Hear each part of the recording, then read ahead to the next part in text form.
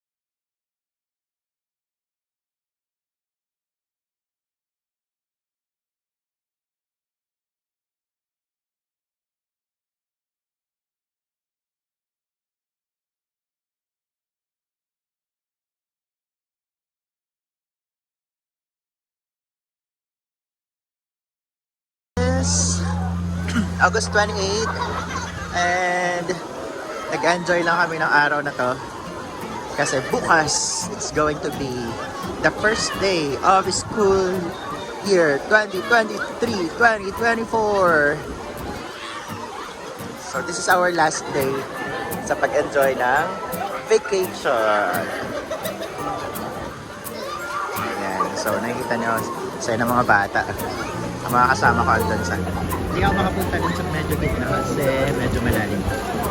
And ayan, siyempre magamit ko ng phone. So, yan.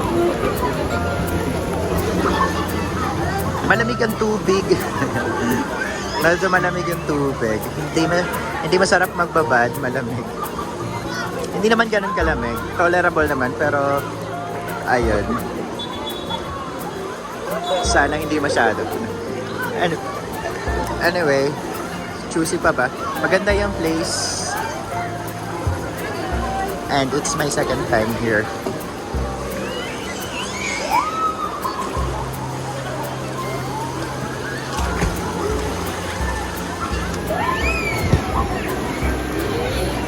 Merong infinity pool doon sa taas. Ayan, so para sila mga nasa aquarium na lumalangay doon. staycation here for depende sa room, no? So we had 6 pack. We are 6 packs and we had 2 bedrooms na unit. So original price na is 4,500.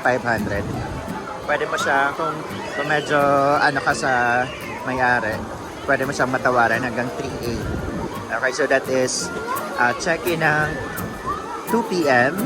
tapos check out na kinabukasan ng ng 12 noon. Okay, so 22 hours staycation. So if you're looking for unit here in Azure, you can just search sa Facebook. Maraming mga may-ari na nagpo-post na unit dito. And isa sa mga may-ari na nakuha namin ng unit ay si Ma'am Ara J. Cao. Okay, a teacher in Las Piñas as well.